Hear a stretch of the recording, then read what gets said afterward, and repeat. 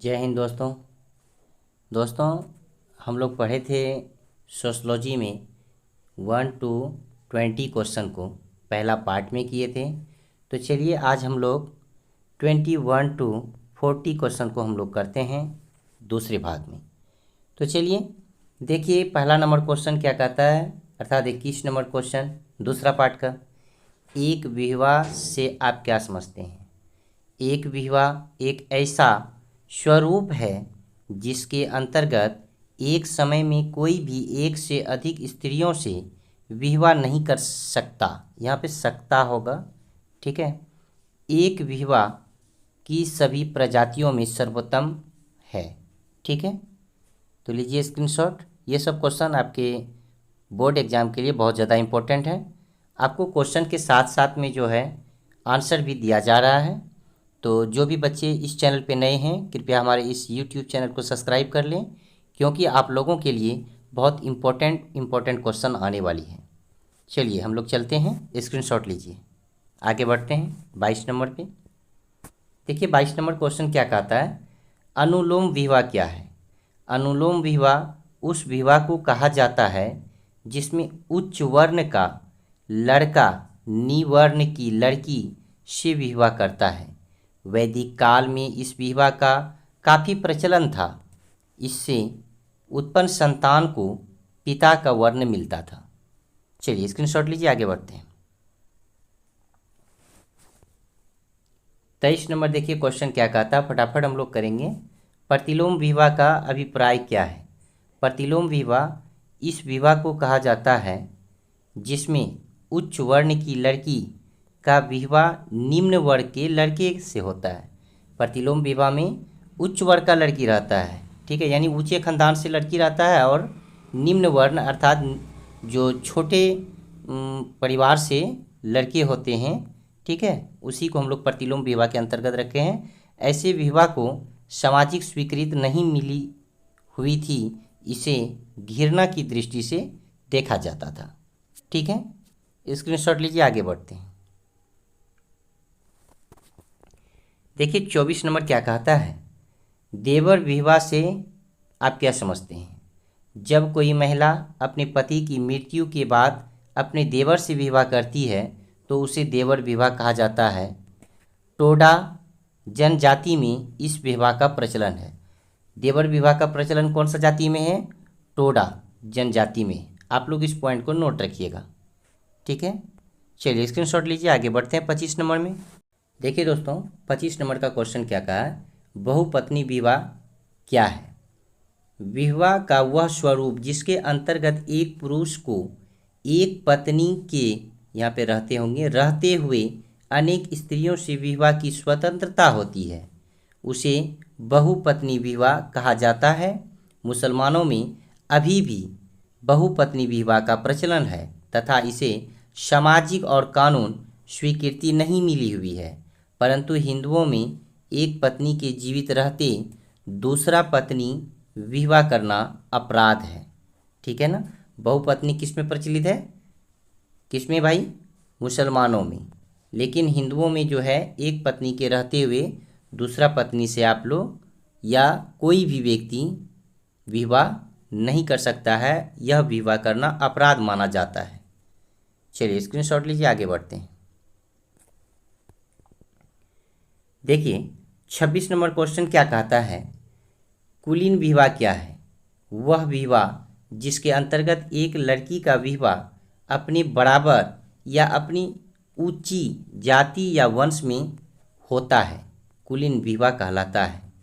अतः उच्च कुल की लड़कियों को इसके अंतर्गत वर खोजने का अवसर कम मिलता है, क्योंकि उनके लिए विवाह का क्षेत्र संकीर्ण होता है। लेकिन इस नियम के अंतर्गत निम्न कुल की लड़कियों के लिए विवाह का क्षेत्र विस्तृत होता है। क्लियर है? स्क्रीनशॉट लीजिए, आगे बढ़ते हैं। देखिए अगला क्वेश्चन है, गांधर्व विवाह क्या है?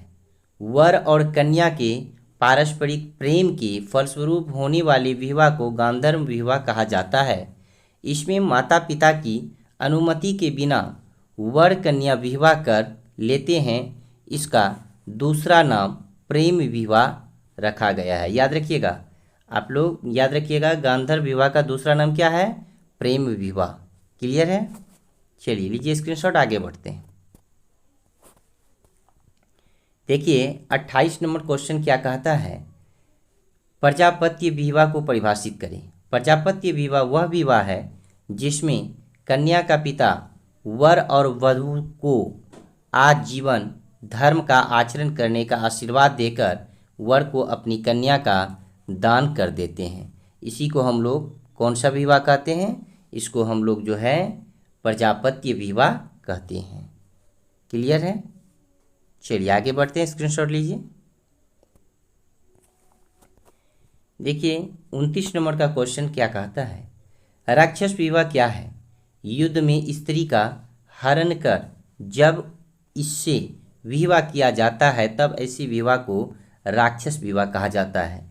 युद्ध में जब स्त्री को हरण करके उस पर जबरन जो है विवाह करने का प्रस्ताव रखा जाता है तो उसी विवाह को हम लोग क्या कहते हैं? राक्षस विवाह कहा जाता है। महाभारत काल के 6ठी शताब्दी तक राक्षस विवाह का प्रचलन था। ठीक है, महाभारत के कौन सा काल तक? 6ठी काल, याद रखिएगा, 6ठी काल या 6ठी शताब्दी बोलिए तक जो है राक्षस विवाह का प्रचलन था। ठीक है, लेकिन आज ऐसा विवाह का प्रचलन नहीं है। क्लियर है? लीजिए स्क्रीनशॉट, आगे बढ़ते हैं। देखिए 30 नंबर का क्वेश्चन क्या कहता है कि 50 विवाह क्या है? सोई हुई उन्मत्त मदिरापान की हुई या राह में अकेली जाती हुई लड़की के साथ बलपूर्वक कुकृत्य कर इससे विवाह करना 50 विवाह कहलाता है। विवाह के सभा श्रेणियों में यह सबसे निम्न कोटि का विवाह है।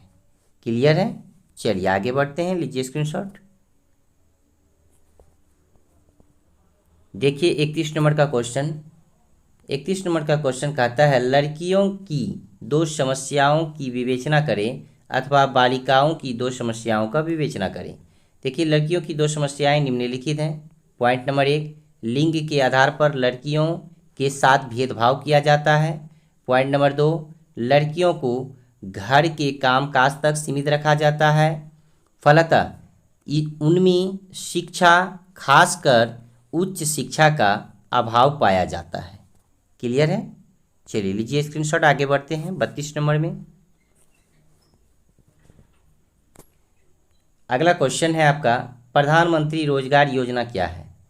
बेरोजगारी की समस्या के निराकरण के उद्देश्य से केंद्रीय सरकार को प्रधानमंत्री रोजगार योजना की शुरुआत 2 अक्टूबर 1993 से की है। इस योजना के द्वारा शहर तथा गांव के शिक्षित बेरोजगारों को बैंकों से ऋण उपलब्ध कराया जाता है ताकि उन्हें स्वनियोजन अवसर मिले। बैंकों द्वारा बेरोजगारों को अधिकतम 2 लाख रुपए का ऋण दिया जाता है। सूद की रकम कम होती है तथा ऋण को आसान किस्तों में बांटकर 7 वर्षों तक चुकता करनी पड़ती है। यह प्रधानमंत्री रोजगार योजना के तहत आता है। क्लियर है? और यहाँ पे देखिए एक पॉइंट क्या है कि प्रधानमंत्री रोजगार योजना का शुरुआत कब किया गया था? तो याद रखिएगा, शुरुआत जो है 2 अक्टूबर 1993 को की गई थी। ठीक है, चलिए लीजिए स्क्रीनशॉट, आगे बढ़ते हैं 33 नंबर पे। देखिए दोस्तों, अगला 33 नंबर क्वेश्चन है, जिला परिषद के अध्यक्ष के 2 कार्यों का वर्णन करें। यहाँ पे के कर दीजिएगा आप लोग, ठीक है, को नहीं होगा। देखिए जिला परिषद के अध्यक्ष के 2 कार्य इस प्रकार हैं या निम्नलिखित हैं। पॉइंट नंबर 1, यह जिला परिषद की बैठक का आयोजन, अध्यक्षता तथा उसका संचालन करता है। और दूसरा है ग्राम पंचायत तथा पंचायत समिति द्वारा आई हुई योजनाओं को जिला परिषद की बैठक में रखना तथा इस योजना को जिला योजना समिति में स्वीकृत हेतु योजना। क्लियर है? यह 2 पॉइंट थे जिला परिषद के अध्यक्ष के कार्यों का। ठीक है, लीजिए स्क्रीनशॉट, आगे बढ़ते हैं। देखिए 34 नंबर क्वेश्चन है आपके सामने, मुख्यमंत्री साइकिल योजना क्या है? मुख्यमंत्री साइकिल योजना राज्य सरकार द्वारा वित्त शोषित योजना है। आरंभ में इसके तहत केवल 9वीं कक्षा में पढ़ने वाली छात्राओं को निःशुल्क साइकिल दी जाती थी। बाद में 9वीं कक्षा में पढ़ने वाले छात्राओं को भी इस योजना में शामिल किया गया। उन्हें भी निःशुल्क साइकिल मिलने लगा। वर्तमान में इस योजना के तहत 9वीं कक्षा के छात्र छात्राओं को साइकिल के लिए 2500 रुपये दिए जाते हैं और यह राशि उन्हीं छात्र छात्राओं को दी जाती है जिनकी स्कूल में उपस्थिति 75% होती है। ठीक है, मुख्यमंत्री साइकिल योजना के तहत उन्हीं छात्रों को 2500 रुपया दिया जाता है जो छात्राओं का 75% जो है उपस्थिति स्कूलों में होती है। क्लियर है? चलिए लीजिए स्क्रीनशॉट, आगे बढ़ते हैं। देखिए 35 नंबर का क्वेश्चन क्या कह रहा है। बिहार में जातीय तनाव के 2 कारण की चर्चा करें। बिहार में जातीय तनाव के 2 कारण निम्नलिखित हैं। पॉइंट नंबर 1, राजनीतिक सत्ता की प्राप्ति की इच्छा के चलते जातीय तनाव पाया जाता है। पॉइंट नंबर 2, जातीय गुटों का गठन कर हर जाति अपने सदस्य को अधिकतम लाभ दिलाने का प्रयास करता है, जिसकी वजह से भी जातीय तनाव पाया जाता है। क्लियर है? लीजिए स्क्रीनशॉट, आगे बढ़ते हैं।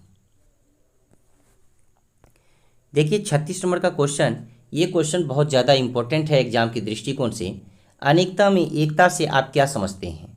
भारतीय समाज में यानी भारतीय समाज का निर्माण अनेक नस्लों, धर्मों, संस्कृतियों एवं विचारों के लोगों से मिलकर हुआ है। संविधान के अनुसार सभी धर्मों का स्वागत है तथा अपने धर्म के अनुसार जीवन व्यतीत करने की स्वतंत्रता है। सभी को सामाजिक, आर्थिक, राजनीतिक न्याय प्राप्त है। सभी के वयस्क मताधिकार का अधिकार है। क्लियर है? यही है अनेकता में एकता से आप क्या समझते हैं, उसका परिभाषा या क्या तात्पर्य है, कुछ भी आप लोग के सामने क्वेश्चन आ सकता है, तो इसका आंसर यही होगा। चलिए आगे बढ़ते हैं हम लोग और देखिए इसके बारे में बताया गया है। विचारों की अभिव्यक्ति, विश्वास, धर्म तथा उपासना की स्वतंत्रता एवं प्रतिष्ठा की रक्षा का अधिकार और भाईचारे की भावना के विकास पर जोर दिया गया। विभिन्न अवसरों पर हिंदुओं तथा मुसलमानों आदि एक दूसरे का सहयोग करते हैं और इस प्रकार भारतीय समाज में अनेकता में एकता के कारण स्थायित्व एवं निरंतरता पाई है। कन्याकुमारी से कश्मीर तक अनेक धर्म, विश्वास, संस्कृति, भाषा, वेशभूषा, प्रजाति आदि के तहत होते हुए भी हम सब भारतीय होने का गर्व है। यही है अनेकता में एकता। क्लियर है? लीजिए स्क्रीनशॉट, आप लोग यहाँ भी स्क्रीनशॉट कर लीजिए और इसका नीचे भी स्क्रीनशॉट कर लीजिए, आप लोग नोट कर लीजिएगा। ये क्वेश्चन बहुत ज़्यादा इंपॉर्टेंट है आप लोगों के बोर्ड एग्जाम के लिए। देखिए अगला क्वेश्चन है, एकाकी परिवार से आप क्या समझते हैं? वह परिवार जिसमें पति, पत्नी और उसके अविवाहित बच्चे शामिल होते हैं। यानी एकाकी परिवार होता है, उसमें पति पत्नी रहते हैं और उसके बच्चे रहते हैं, उसे एकाकी परिवार कहा जाता है। क्योंकि एकाकी परिवार के सदस्यों की संख्या कम होती है। एकाकी परिवार के सदस्यों की संख्या कितना होती है? कम होती है। ठीक है, आगे देखिए, इस कारण एकाकी परिवार का आकार छोटा होता है। एकाकी परिवार का आकार कैसा होता है? छोटा होता है। क्लियर है? भारत में एकाकी परिवार का प्रचलन पहले नहीं था, परंतु औद्योगिकरण और नगरीकरण के कारण भारत में संयुक्त परिवार का विघटन हो रहा है और एकाकी परिवारों का प्रचलन बढ़ता जा रहा है। अब तो लोग एकाकी परिवार को ही पसंद करने लगे हैं, परिणाम स्वरूप इसकी लोकप्रियता बढ़ी है। क्लियर है? लीजिए स्क्रीनशॉट, आगे बढ़ते हैं। देखिए 38 नंबर क्वेश्चन क्या कहता है? सामाजिक आंदोलन का क्या अर्थ है? 20वीं शताब्दी के मध्य में सामाजिक आंदोलन की चर्चा अधिक होने लगी। सामाजिक आंदोलन को एक ऐसा प्रत्यंत के रूप में देखा जाता है जिसके द्वारा एक विशेष समूह अथवा समुदाय, यहाँ पे समुदाय होगा, समुदाय अपनी सामाजिक संस्थाओं तथा सामाजिक संरचना में वांछित परिवर्तन ला सकें। वास्तव में सामाजिक आंदोलन का उद्देश्य सामाजिक व्यवस्था में परिवर्तन लाना ही नहीं बल्कि कभी कभी परिवर्तन को रोकना भी होता है। ये सामाजिक आंदोलन का अर्थ है। क्लियर है? लीजिए स्क्रीनशॉट, आगे बढ़ते हैं।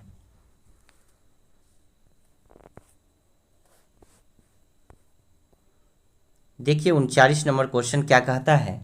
39 नंबर क्वेश्चन है, सामाजिक आंदोलन की विशेषताओं का उल्लेख करें। सामाजिक आंदोलन की निम्नलिखित विशेषताएं हैं। पॉइंट नंबर 1, सामाजिक आंदोलन एक सामूहिक प्रयास होता है। पॉइंट नंबर 2, इसका संचालन संगठित जनसमूह करता है। पॉइंट नंबर 3, देखिए क्या कहता है, इसका एक निश्चित उद्देश्य या लक्ष्य होता है। पॉइंट नंबर 4, यह एक विशेष विचारधारा पर आधारित होता है। पॉइंट नंबर 5, इसका आधार किसी क्षेत्र, समुदाय अथवा बड़े समूह में एक विशेष समस्या का उत्पन्न होना है। पॉइंट नंबर 6, सामाजिक आंदोलन में नेतृत्व एक प्रमुख तत्व है। पॉइंट नंबर 7, इसका लक्ष्य परिवर्तन लाना होता है। पॉइंट नंबर 8, इसकी प्राकृतिक व्यवस्था विरोधी होती है। क्लियर है? चलिए स्क्रीनशॉट ले लिया आप लोग। चलिए 40 नंबर पे चलते हैं। 40 नंबर और अंतिम नंबर क्वेश्चन देखिए क्या है। संविधान से आप क्या समझते हैं? संविधान एक ऐसा दस्तावेज है जिसमें विधायिका, कार्यपालिका तथा न्यायपालिका की कार्य प्रणाली और अधिकारों को स्पष्ट किया गया है ताकि वे अपने अधिकारों का दुरुपयोग ना कर सके। संविधान के द्वारा ही नागरिकों के मौलिक अधिकारों तथा राज्य की नीतियों का निर्धारण होता है। भारत का संविधान विश्व का सबसे बड़ा लिखित संविधान है जो लोकतांत्रिक व्यवस्था के द्वारा निरपेक्षता, सामाजिक समानता और न्याय के सिद्धांतों पर आधारित है। तो आप लोगों को यह वीडियो कैसा लगा आप लोग ज़रूर कमेंट बॉक्स में बताइएगा। तब तक के लिए जय हिंद, जय भारत।